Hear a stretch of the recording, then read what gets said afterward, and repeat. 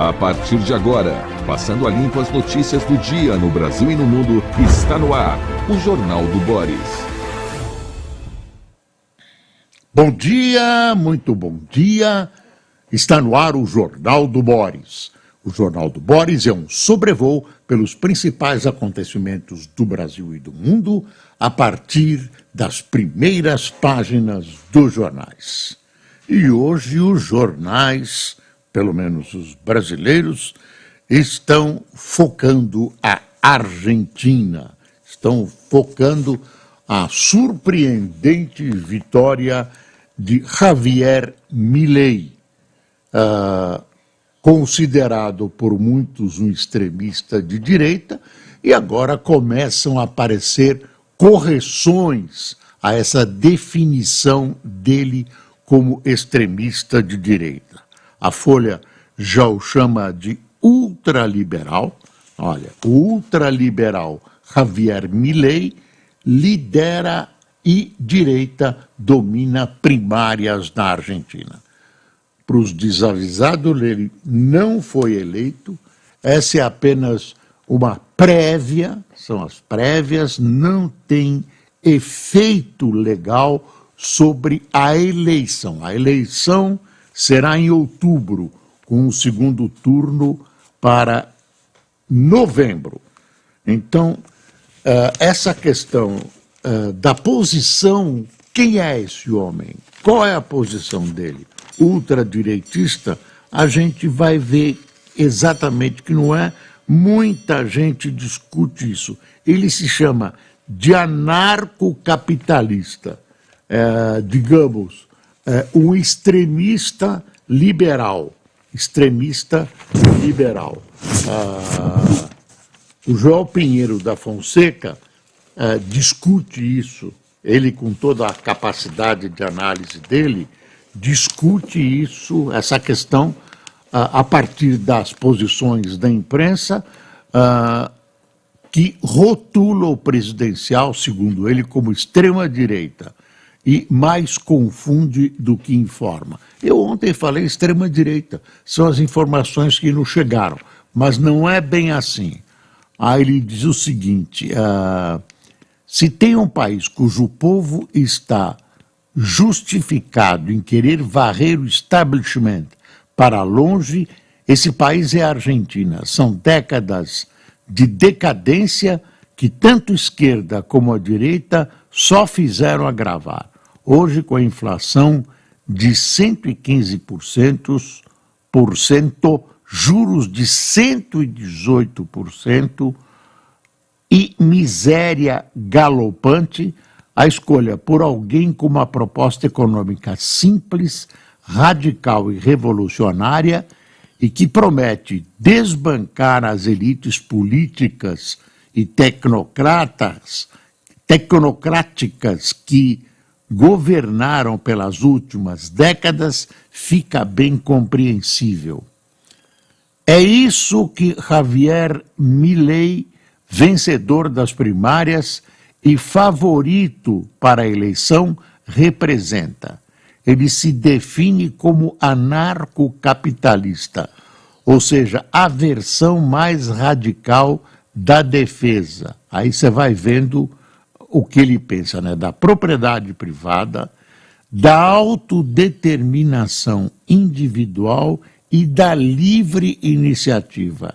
Defende dolarização da economia, abertura econômica unilateral e legalização das drogas. Positivamente, não é o retrato, né, não é o traço da direita que a gente conhece. Ele, então, está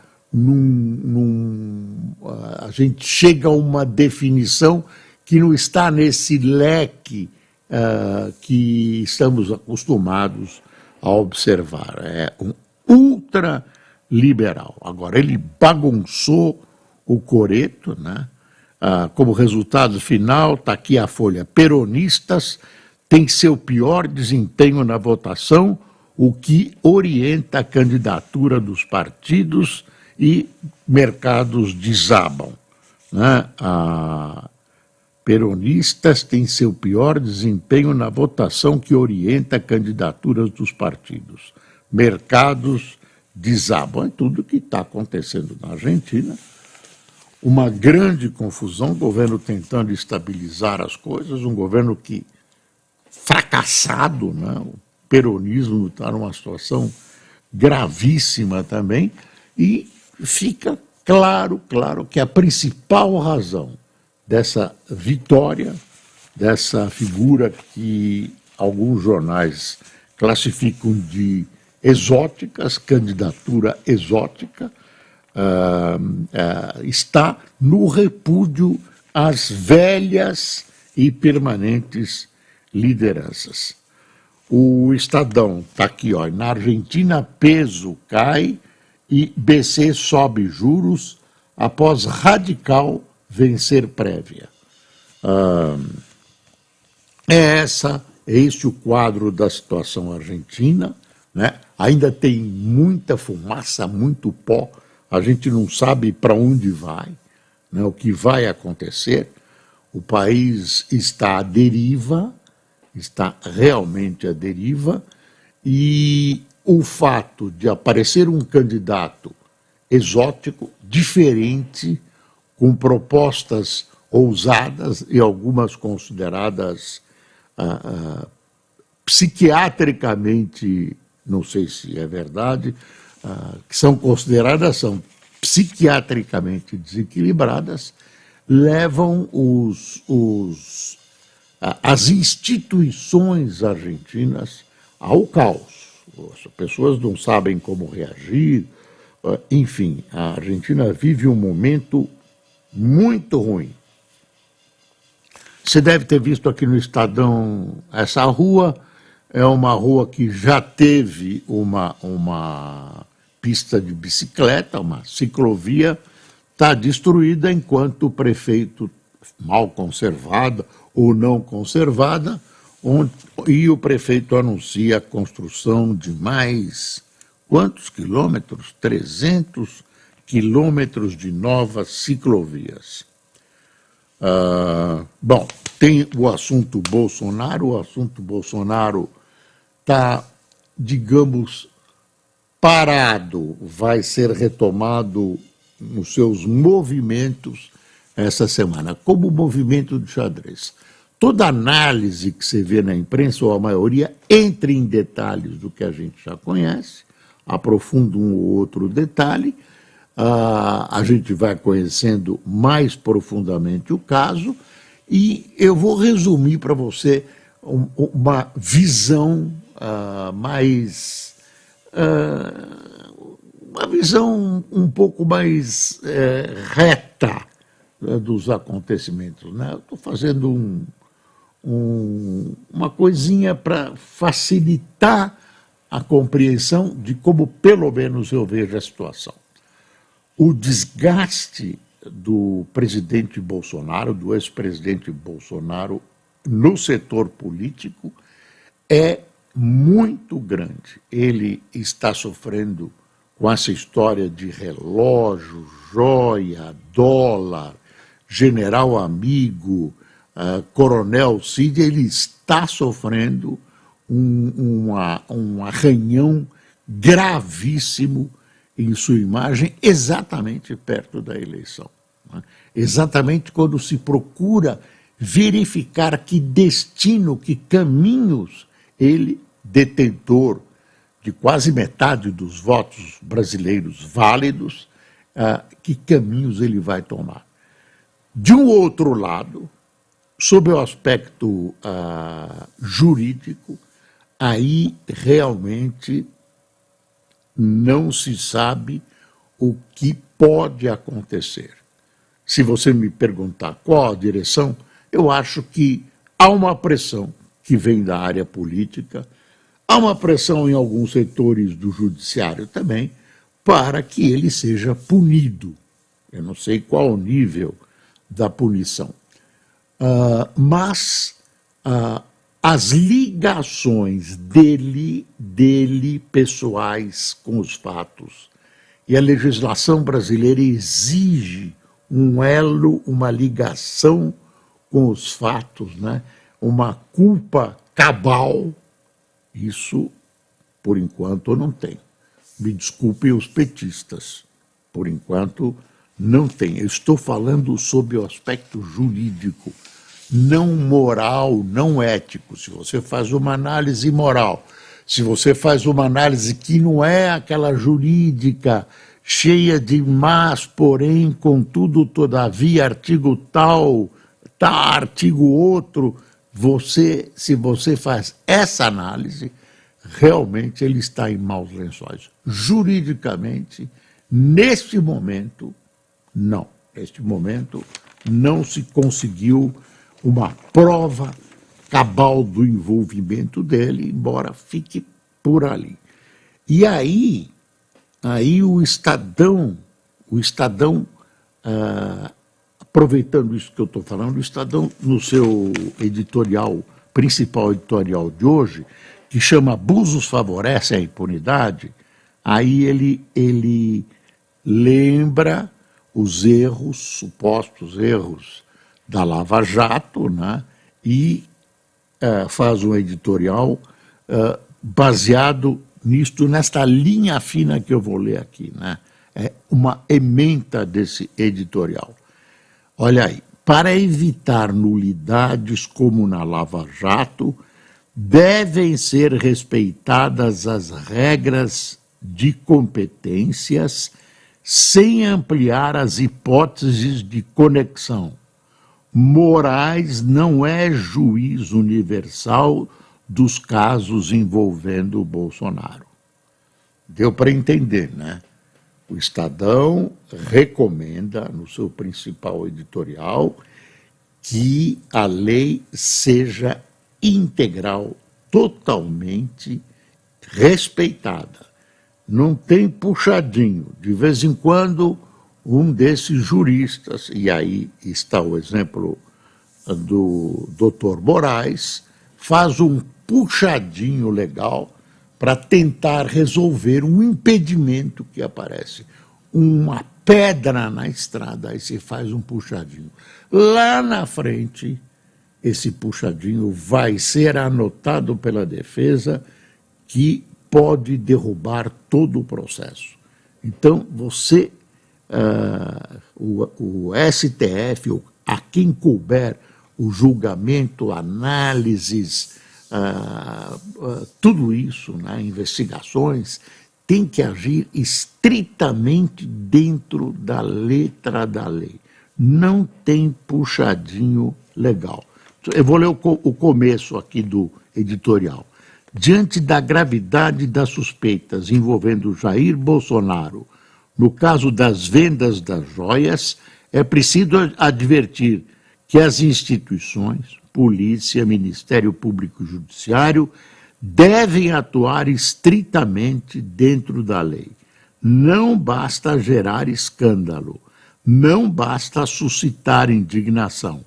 É preciso investigar seriamente, apurar as correspondentes responsabilidades e punir quem deve ser punido. E para tudo que isso ocorra, a lei tem de ser seguida. Viu? Quer dizer, isso é o que te coloquei antes de ler esse editorial, que é o que eu penso também, né? Por experiência, né? Quilômetros, anos de experiência, né? E repetições de impunidade por causa de detalhes como esse, na ânsia, né? de punir, na ânsia de satisfazer a fome, a sede de sangue da população.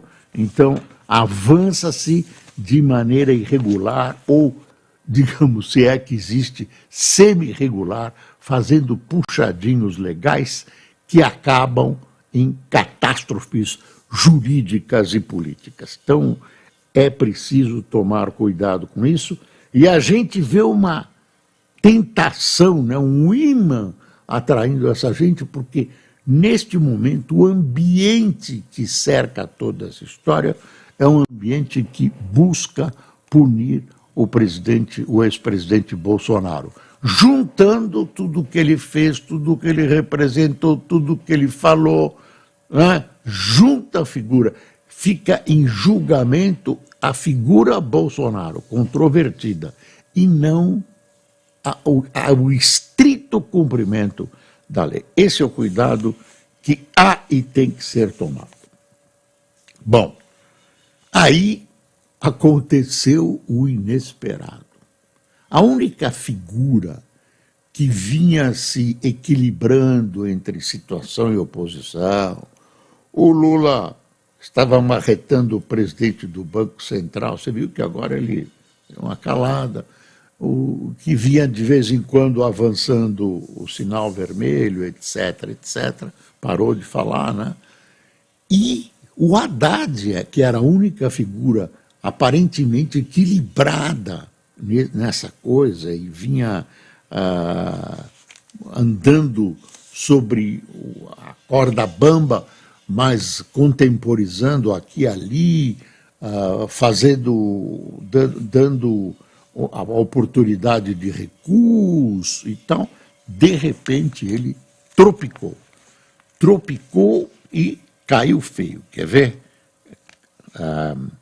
Lira cancela a reunião após falas de Haddad. A relação entre o ministro da Fazenda, Fernando Haddad, e o presidente da Câmara, Arthur Lira, ficou estremecida ontem após críticas do ministro, aí é entre aspas, ao poder muito grande da Câmara dos Deputados frente ao governo federal e ao Senado. Em entrevista ao programa Reconversa, Haddad disse que as negociações com os deputados não estão fáceis e que há, palavras dele, uma espécie de parlamentarismo sem primeiro-ministro no país. Após as declarações, Lira, que foi às redes sociais reclamar, palavras do Lira, das manifestações enviesadas, como ele chamou, né, as manifestações do Haddad, Lira cancelou reunião com a Fazenda sobre o novo marco fiscal. Haddad deixou seu gabinete para se explicar à imprensa. É o problema, vai ser duro explicar. E ele explica bem, né? Ele é um professor, ele tem habilidade vocabular, mas aí pisou na bola mesmo. Pisou na bola feio, né? O Haddad aí perdeu um pedaço da sua, um pedaço, e claro que ele vai recuperar, mas perdeu um pedaço importante da credibilidade que ele precisa agora, que ele estava uma espécie de algodão entre os cristais e tal, era visto como uma figura, né? Aquela história, a comparação é grotesca, do policial ruim, né, que no interrogatório aperta e ameaça o interrogado, e o policial bom que protege e tal, ele era o policial bom da história. O exemplo é meio besta, mas é isso mesmo. E ele perde essa condição, ficou... olha, o Estadão deu aqui em cima também, tá vendo? Ó. Declaração de Haddad causa mal-estar na Câmara e Lira cancela a reunião. Eu não sei não. Eu acho que se você entrar no mérito do que ele disse, você pode até... Tem gente que dá razão pro Haddad. Agora, isso é mérito do Lira, do conjunto que ele conseguiu armar.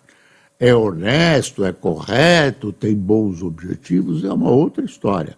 Mas ele conseguiu armar dentro do sistema democrático, até com as fraquezas desse sistema, ele consegue montar uma coisa, né, chamada centrão, que cria uma força invejável para o executivo e judiciário. Então, você não vai pedir para o Lira que ele refreie a sua força. Ah, não, põe o pé no breque, dá um jeitinho de você procurar. Aí, nesse momento, o Lira olha até para si mesmo e diz, pô, eu estou sendo condenado por ser politicamente eficiente. E o Lira tem, né, tem sido um amigo do governo, mantendo as suas posições, mantendo os desejos do Centrão, mantendo os seus objetivos. Ele tem atendido às votações do governo, ele tem sido, tanto quanto pode, solícito aos reclamos de Lula. Tem uma parte que ele não cede, mas ele tem sido. Você não pode dizer que ele é um grande opositor e tal. É uma coisa. Então, estamos eu não diria num mato sem cachorro, mas você viu que prejudicou o andamento de todos prejudicou o andamento de todos os andamentos que o Planalto tanto quer que funcionem. Deixa eu pegar aqui o relatório da CNN, o boletinzinho, para mostrar algumas coisas que vão acontecer esta semana. Olha aí. As principais comissões investigativas do Congresso terão depoimentos importantes nesta terça-feira. Olha aí, como o de João Pedro Stedley, líder do MST, do deputado Ricardo Salles, do PL de São Paulo, e de um fotógrafo que cobriu as invasões às sedes dos três poderes no 8 de janeiro. Stedley será ouvido na Comissão Parlamentar de Inquérito do MST na Câmara para prestar esclarecimentos sobre as recentes invasões de terra e ocupações promovidas pelo grupo. Deve contar também como foi a viagem que ele fez no avião presidencial. Já Salles, que foi ministro do Meio Ambiente durante o governo do ex-presidente Jair Bolsonaro, vai depor na CPI das ONGs no Senado. Na CPMI do 8 de janeiro, quem depõe é o fotógrafo Adriano Machado, que trabalhou na cobertura das invasões às sedes dos três poderes, enquanto o pessoal quebrava e tal, ele fotografava, tem toda uma história, ele devia fotografar, não devia, mas é uma testemunha importante. Essa aqui é a testemunha ocular da história.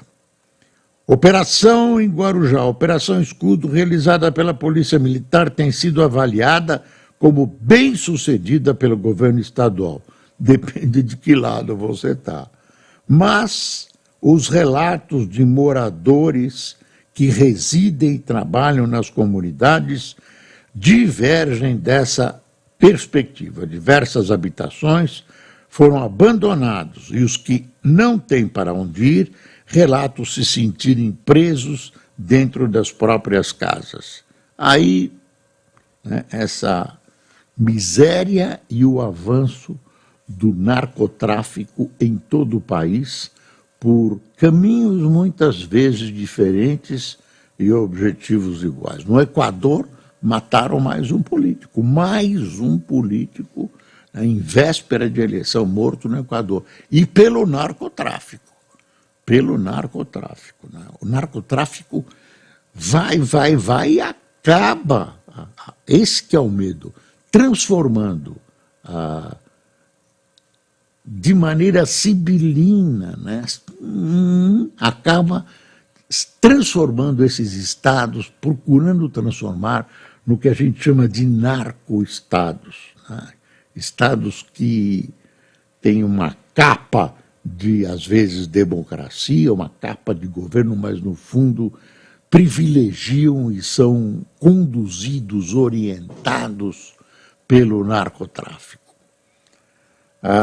O ex-presidente Donald Trump e mais 18 pessoas foram acusadas formalmente na segunda-feira por um grande júri de Atlanta por tentativa de manipulação na eleição presidencial de 2020 na Geórgia. A acusação é o quarto processo criminal que Trump enfrenta. Trump e outros 18 se juntaram a uma conspiração para mudar ilegalmente o resultado, de acordo com a acusação. Essa é uma acusação da acusação. As questões foram apresentadas em uma investigação liderada por Fani Willis, promotora distrital do condado de Fulton, e cobrem alguns dos esforços mais flagrantes dos aliados do ex-presidente para mudar as eleições de 2020. Lembra, né? Invasão do Congresso americano, falas do Trump, né? Ele continua candidato e continua com possibilidade de ser eleito. O pior, a eleição não tem nada com a prisão. De repente ele pode governar da prisão. Nos Estados Unidos, isso é possível. Legalmente ele ser condenado, pronto. Como é a legislação americana. Olha aqui, isso é importante. A quarta turma do STJ deve retomar hoje o julgamento sobre a possibilidade de as filhas do coronel Carlos Alberto Brilhante Ustra indenizarem familiares de um jornalista morto após torturas sofridas durante a ditadura militar brasileira. Olha, os militares estão aí postos à prova, suas paciências postos à prova de novo, com envolvimento de pai e filho, general, tenente-coronel e tal. A gente fica procurando um momento para abordar esse tipo de assunto legalmente, mas não existe, né? Querem abordar e vai ser abordado. Agora tem uma anistia aí, gente. Tem uma anistia votada para os dois lados. Não se esqueça disso. Tem uma anistia. Anistia é um processo de esquecimento. Eu acho que o Brilhante Ustra pode ter sido o que o acusa, eu não sei, eu não conheço os processos, eu prefiro. Ele é acusado por uns, defendido por outros, etc., etc., mas existe uma lei de anistia. Aí tem mortes de lado a lado e torturas de lado a lado. A guerrilha tem também uma conta a acertar com parte da sociedade brasileira que ela vitimizou. Não vem com essa história de que, em nome da Revolução Comunista, pode vitimizar e tal. Não me venha com essa história. Aliás, para dizer a verdade, no fundo, eu acho que todo mundo, todos os envolvidos, deveriam ser julgados.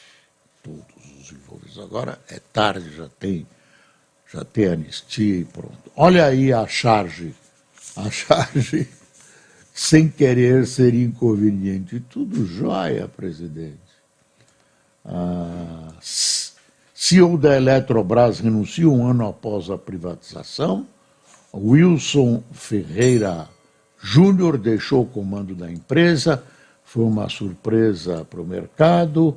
A Miriam Leitão diz: acordo Mercosul e União Europeia fica mais distante. Eu acho que nunca ficou perto. Eloá foi a 10ª criança morta a bala no Rio somente este ano. Até quando, senhores? Até quando Polícia do Rio de Janeiro? Até quando Justiça do Rio de Janeiro?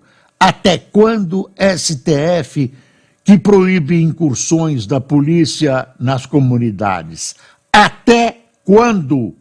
Isso é uma vergonha! Isso é uma vergonha! Câmeras de PMs ajudam a condenar criminosos, falta de alerta e água agrava a tragédia, aquela tragédia no Havaí, nos Estados Unidos, que torrou grande parte de uma cidade.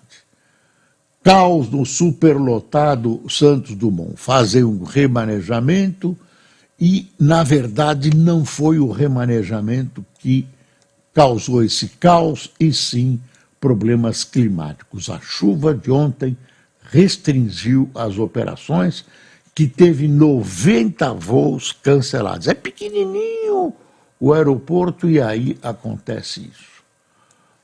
Argentina e tal. Então, hoje, grandes emoções estão reservadas para quem gosta de acompanhar a política e tal. E nessa questão como é que vão ficar os nossos impostos, das reformas e tal, tem que tomar cuidado com os números. Tira o número daqui, isenta ali, 5 bi aqui e tal, e de repente está a Dilma ressuscitada, né, com sua economia criativa. Bom, vamos lá com os nomes de quem tomou café com a gente. Adeniro Silva, Salete Ramos, Miraclene Paula, Dalva Clóvis, Cide Abreu, Sônia Maria, Jesus Sena, Demiaro Moreira, Fernando Garrido, Renato Passos, Henri Ribeiro, Márcio Roberto, Tânia Jimenez, Rosane Manica, Maria Cristina de Volta Redonda, Vera Maria de São Lourenço do Sul, Brás Granato de Itanhandu, Maranhão, e Geni Pereira de Joinville. Pessoal, Deus proteja o Brasil. Até amanhã.